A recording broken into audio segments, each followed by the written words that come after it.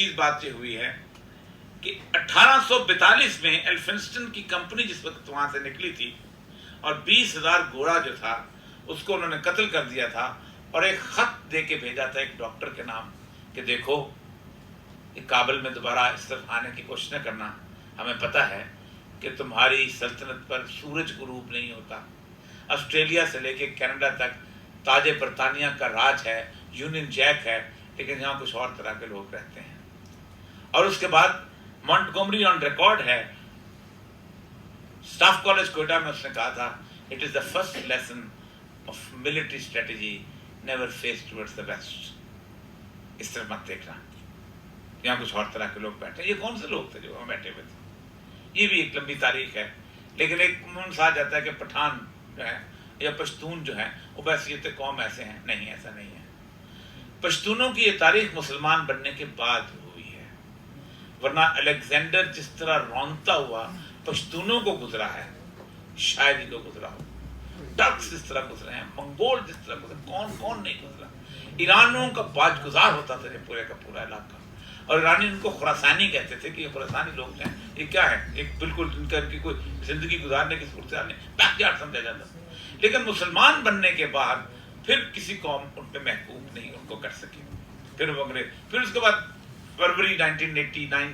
جب آخری روسی سپاہی وہاں سے نکلا ہے، اور اس کے بعد ایک لل پیریڈ جسے آپ کہہ سکتے ہیں، خاموشی کا پیریڈ آیا ہے، لڑائی شروع ہوئی ہے۔ تو اکثر اوقات لوگ مجھے کہا کرتے تھے، اور ہم لوگ بھی کہتے تھے، کیونکہ ظاہر بات ہے ہمارا ایمان جو ہے وہ وسائل کے اوپر، اللہ کی طاقت کے اوپر نہیں، کہ دیکھیں ISI نے مدد کی، دیکھیں وہ چارلی وارز تھی، دیکھیں فلاں آ گیا۔ لیکن کمال کی بات یہ ہے کہ ہیومن ہسٹری کی یہ آخری جنگ شاید ہو اتنی بڑی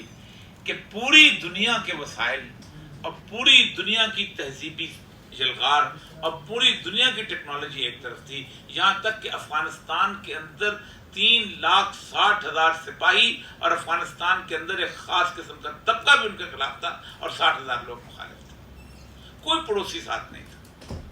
نہ پاکستان ساتھ تھا، نہ تاجکستان ساتھ تھا، نہ ازبکستان ساتھ تھا، نہ کرغزستان ساتھ تھا، نہ قزاقستان ساتھ تھا، اور نہ ایران ساتھ تھا۔ ہماری حالت سب سے بری تھی۔ 3 اڈے تھے ہمارے،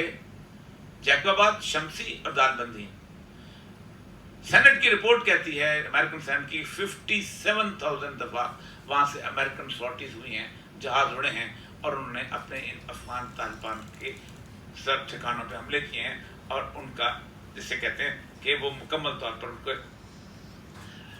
تباہ کرنے کی کوشش کیا، تباہ کر رکھی ابھی۔ 600 کے قریب ہم نے گوانتانامو بے میں ہم نے بندے پکڑ کے دیے، تقریباً 600 بندے، جن میں سے 97% وہ تھے کہ جنہوں کو بارے میں امریکن کورٹ جو ہے وہ ثابت نہیں کر سکے۔ ملا عمر کے ساتھ جب آخری دفعہ جنرل محمود اور یہ لوگ نیگوسیشن کرنے گئے تھے تو ملا عمر نے آخری دفعہ کہا کہ مجھے کچھ ثبوت لا دو تاکہ میں اسامہ بن لادن کے بارے میں کوئی بات کر سکوں۔ پہلی بات تو اس نے کہا تھا کہ جو شخص جو ہے میری مرضی کے خلاف جہاں سے ہل نہیں سکتا وہ 9/11 کیسے کر سکتا ہے، مجھے یقین نہیں۔ تو امریکنز گئے، انہوں نے کوئی 45 منٹ کی ویڈیو لے کے آئے، وہ ویڈیو جو ہے اس پہ چلائی گئی۔ جب چلائی گئی تو ملا عمر کا ایک ہی سوال تھا، مجھے بتاؤ ان ثبوتوں کی بنیاد پر امریکہ کی کسی عدالت میں یا یورپ کی کسی عدالت میں اسامہ بن لادن کو سزا ہو سکتی ہے؟ تو امریکن کا جواب تھا کہ نہیں۔ تو اس نے کہا اگر آپ کی عدالت اس کو سزا نہیں دے سکتی تو آپ مجھے کیسے کہتے ہیں کہ میں سزا دے دوں؟ اس کے بعد کی لمبی صورتحال ہے، میں اس تلخ یادوں میں جانا نہیں چاہتا جہاں پر لوگوں نے بات کی تھی، اور پھر اس کے بعد انتہائی غصے کے عالم کے اندر یہ نیگوسیشن ختم ہو گئی۔